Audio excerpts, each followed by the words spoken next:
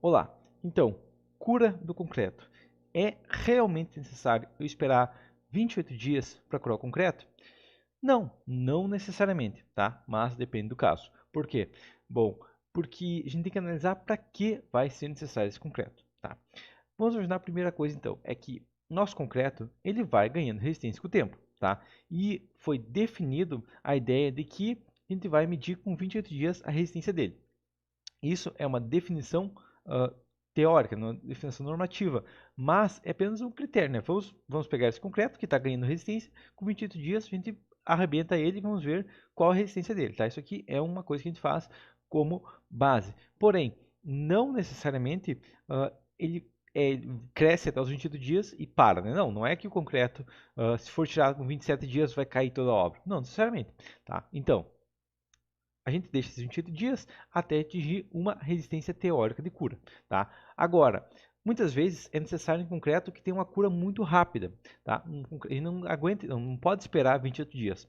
Por exemplo, na indústria de pré-moldados, tá? Na indústria de pré-moldados, eu vou ter uma forma metálica ali, onde eu vou concretar peças, tá? Então, eu jogo a armadura de dentro, concreto, e assim que possível eu tiro a peça. Tá? E mesmo assim faço com a segunda, com a terceira, com a quarta, com a quinta peça, né? E vou reutilizando essa forma. Se eu for esperar 28 dias para tirar a peça, eu vou produzir uma peça por mês na forma. Se eu esperar 14 dias, eu produzo duas peças por mês e assim por diante, tá? Na prática, o que acontece é uma peça que vai ser utilizada e eu preciso reutilizar aquela forma muitas vezes, pode ser tirada todo dia, ou seja, uma forma que se trabalha de segunda a sexta na fábrica, em 20 dias eu consigo produzir 20 peças, tá? Então, é possível tirar uma peça com um dia, desde que a peça seja dimensionada para isso, né? Por quê? Porque pode acontecer, dependendo da peça, que no momento de desforma ela sofre esforços tão grandes que ela arrebente, tá? Então, uma peça pré-moldada pode ser tirada com um dia, desde que dimensionada para isso, ou seja, que no momento de desforma, eu já vou ter deformações ali. Vai gerar uma pequena fluência, por mais que seja apenas meia hora de transporte, vai ter uma pequena deformação da estrutura, vai ter momento trator na peça durante a desforma e tudo mais, e pode ocorrer a falha dessa peça no momento de desforma, certo? Então, a gente tem que dimensionar essa peça para isso. Agora, outra coisa que pode acontecer também é que vamos imaginar um prédio que tem que ser subido, tem que subir a estrutura muito rápido, tá? Então, um prédio que foi vendido com prazo muito curto de entrega, digamos um prédio de 20 andares que tem apenas meio ano para construir esse prédio, vai acontecer o quê? Que vai ter que ser utilizado um concreto de alta resistência inicial, tá? Um concreto que, como eu vou subir uma laje cada semana, eu não posso deixar lá 20 andares escorados, tá? Então vai acontecer o quê?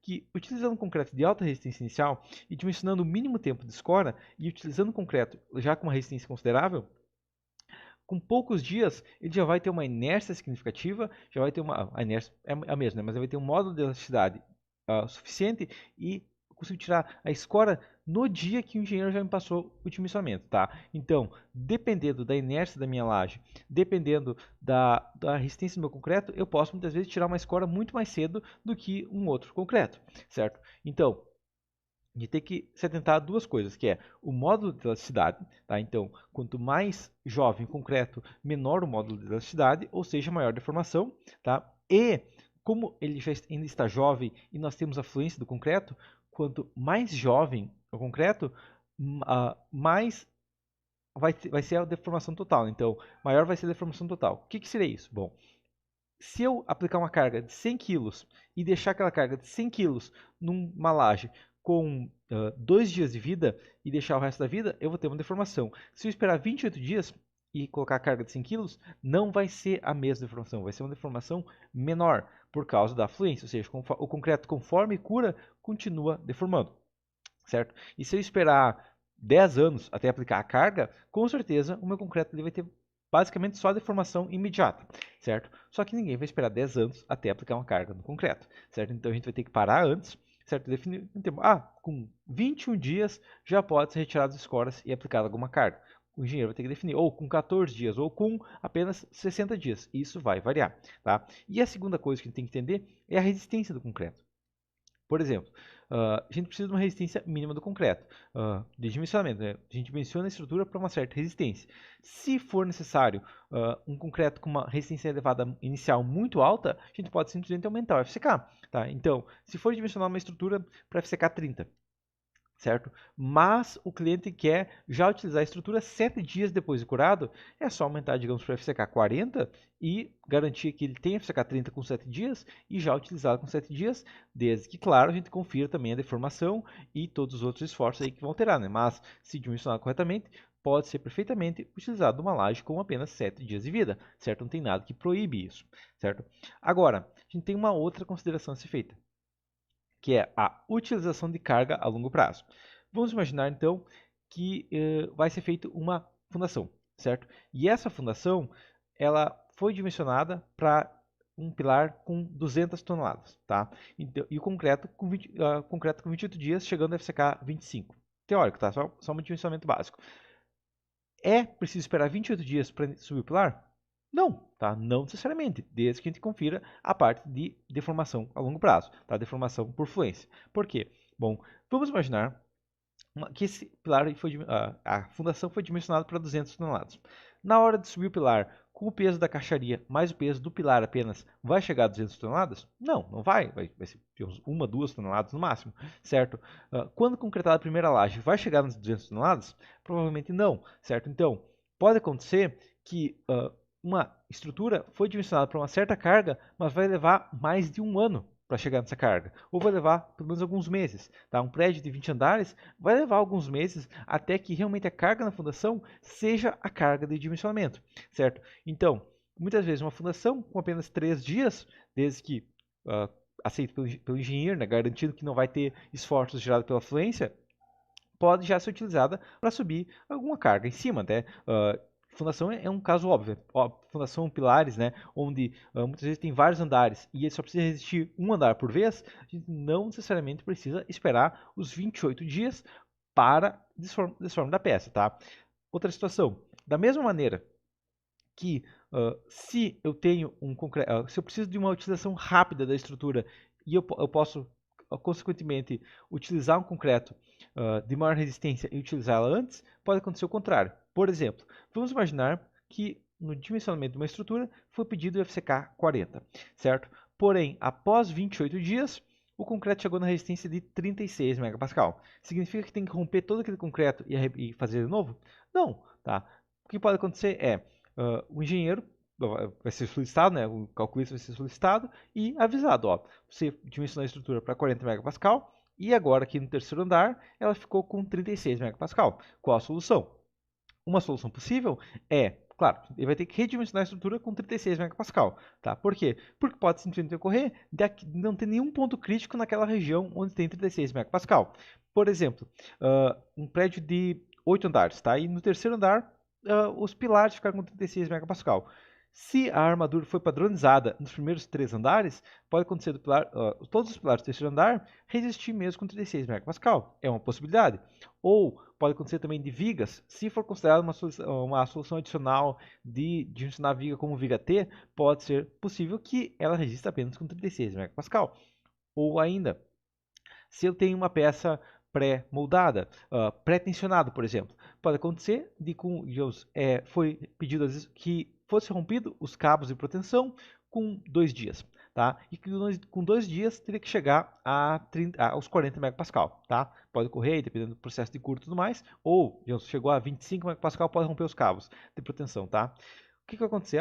Rompemos o corpo de prova com 3 dias ou com 2 dias antes de cortar os cabos e está apenas com 21 MPa, então tem que aumentar 4. Tá? O que pode ser feito? Pode ser simplesmente esperado a cura chegar nos 25, tá? Digamos, espera mais 2, 3 dias na forma e aí sim rompe os cabos, tá? Então não necessariamente precisa jogar aquele concreto fora, desde que seja dimensionado. E nesse caso, vamos imaginar aquele caso dos 36 MPa. Então os pilares foram lá dimensionados, foi dimensionado com 40, chegou a 36. E 36 o engenheiro redimensionou e não foi suficiente. E precisaria pelo menos, digamos, 38 MPa para ser suficiente. Então, se os pilares tivessem 38 MPa, não precisaria nenhum reforço adicional. Pode ser feito o quê? Pode ser mantido a cura do concreto por mais, digamos, 1 mês, 2 meses e não necessitar nenhum reforço adicional. Então, digamos que depois de 2 meses, é refeito o teste e chegou agora nos 40 megapascal. Aí, sem problema, pode ser utilizado aquele concreto, certo? Então, se nós não chegamos na resistência esperada, a gente pode simplesmente esperar mais tempos e redimensionar aquela estrutura e também, né, analisar se o concreto está continuando ganhando resistência, né, porque depende aí do processo de cura, certo? Então, muitas vezes, deixa-se mais um mês, 2 meses, a cura do concreto, né, se não atingiu a resistência esperada, e não precisa de nenhum reforço, ok?